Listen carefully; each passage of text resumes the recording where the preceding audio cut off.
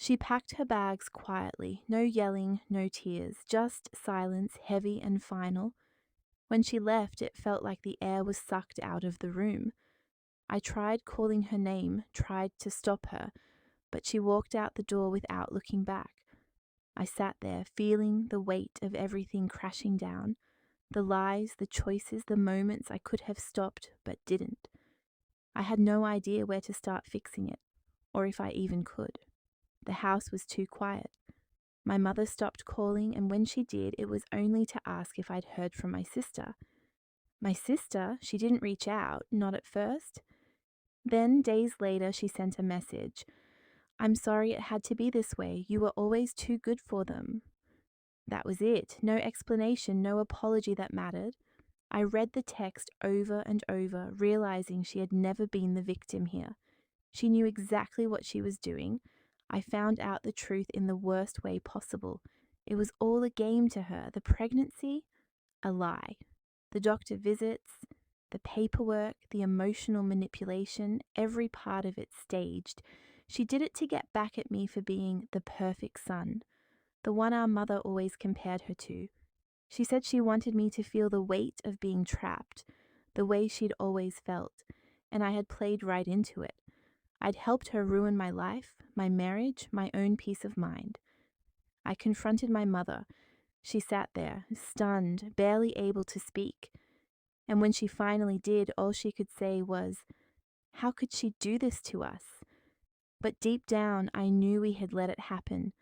We'd all played a part in this mess, with our secrets, our twisted loyalty, and our refusal to face the truth. My mother begged me to forgive, to let it go, to move on like it never happened. But I couldn't. I was done being the one who fixed things.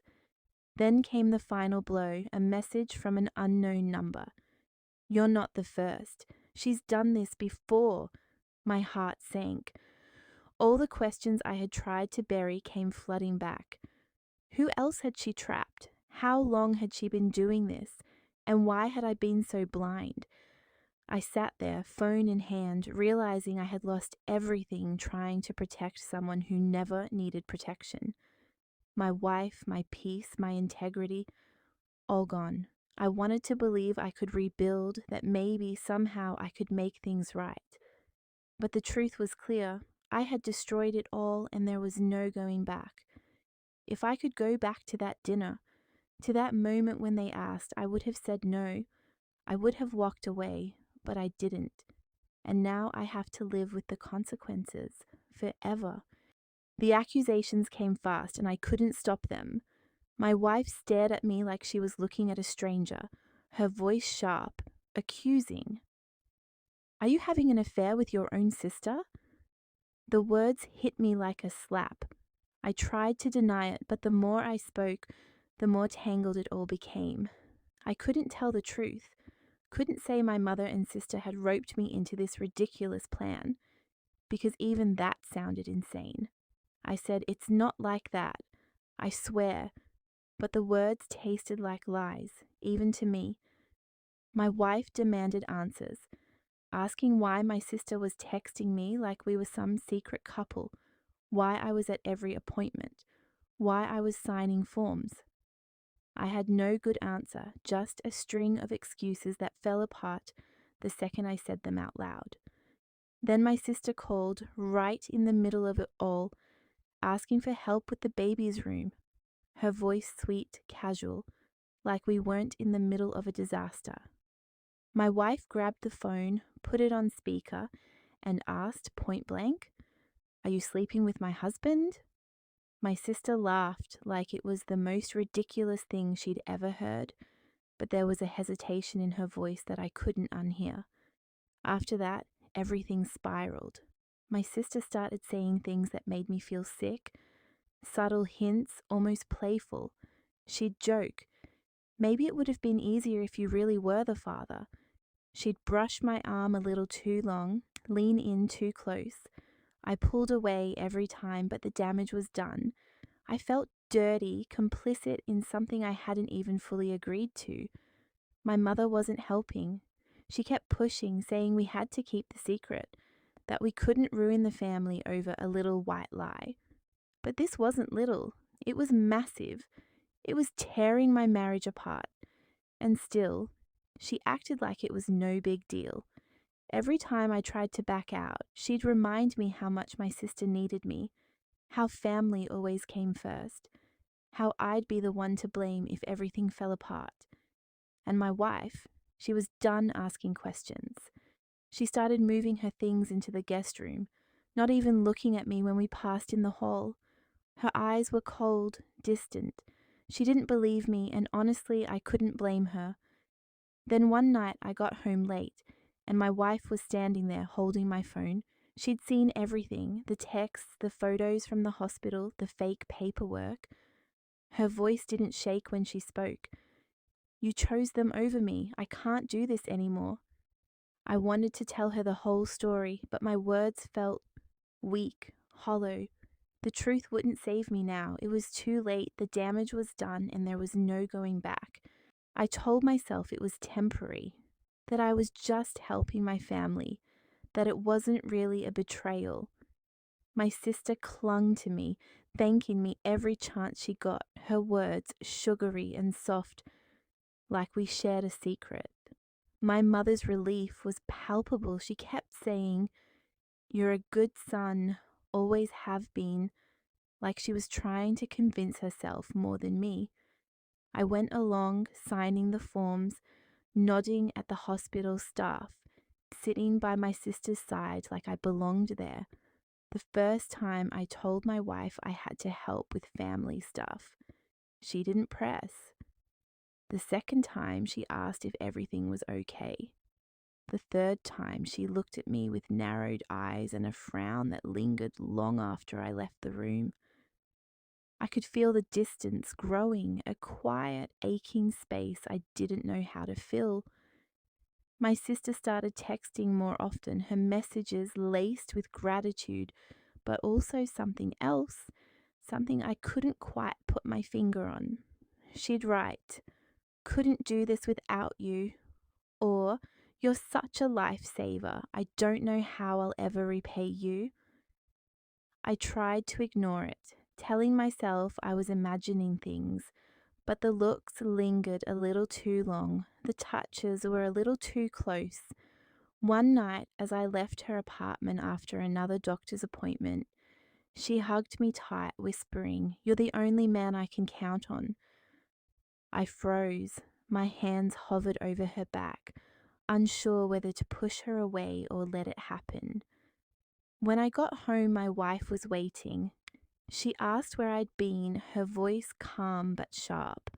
I mumbled something about helping my sister with the baby's room, but she didn't buy it. She said, "You're spending more time with her than with me. What's going on?" I could see the hurt in her eyes, the suspicion simmering under her skin. I told her it was just family stuff, that she was overthinking, but the words felt hollow even as I said them. The lies stacked up quickly. Every day felt like a new story to tell. I was exhausted, torn between guilt and a desperate need to keep the peace. I told myself I was doing the right thing, but every time I looked at my wife, I felt like a stranger in my own life. Then came the text. My wife was sitting next to me on the couch when my phone buzzed. I picked it up, and there it was, glowing on the screen. A message from my sister. "Thank you for being there for our baby." My wife's eyes locked on the message, and the silence between us was deafening. Her voice was cold when she spoke. "Our baby," she repeated, slow, sharp. I tried to explain, tried to backtrack, but it was too late. The look on her face told me she'd already made up her mind. Something had broken, and I wasn't sure if I could ever. It started at the family dinner, the kind we all pretend to enjoy but secretly dread. My sister looked down at her plate, barely touching her food, and my mother wore the tight-lipped smile that meant something was brewing. I didn't think much of it until, out of nowhere, My mother said, "We need to talk to you. It's important." The room went still. My wife glanced at me, eyebrows raised, but I couldn't look at her for long. My mother's tone had that finality that made you sit up straight and listen, whether you wanted to or not. My sister shifted nervously, then finally blurted it out. "I'm pregnant. It's not a good situation." Her voice cracked, and my mother's hand immediately went to hers in a gesture so rehearsed it felt almost fake. My heart sank. I asked the obvious question, "Who's the father?" My sister's eyes darted away, and my mother cut in before she could answer. "That's not important right now. What matters is we have to protect her and our family." That's when the room felt like it tilted. My mother's words hung in the air, and I could feel my wife shift beside me. I said slowly, "Protect her? How?" My mother sighed, a heavy, practiced sigh. "You know how hard things have been for her? This mistake, it'll ruin her. We need you to say you're the father." I laughed, a short, bitter sound, thinking it was a joke, but my mother's face stayed stone cold.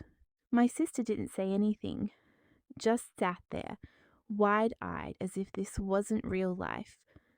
My wife's hand gripped my arm, her nails digging in. I couldn't even process it. Me claim my sister's unborn child as mine? What kind of insanity was this? But then came the stories, the guilt trips, the soft, sad voices. My mother talked about how our family's reputation couldn't survive a scandal, how my sister was too fragile for the shame, how I'd always been the strong one. My sister, crying now, whispered how scared she was, how much she needed me. I sat there, trapped in a web of unspoken rules I'd never agreed to but somehow always followed. The weight of their expectations bore down on me like it had so many times before, but this felt different. This was beyond reason, beyond right and wrong. My wife sat frozen disbelief all over her face, but she didn't speak. Not yet. And in that heavy, suffocating silence, I heard myself say something I knew I'd regret. "Let me think about it." The second those words left my mouth, I felt the shift. My mother's shoulders relaxed. My sister wiped her tears like she knew she'd won, and my wife? She looked at me like she didn't know who I was anymore. And maybe in that moment I wasn't so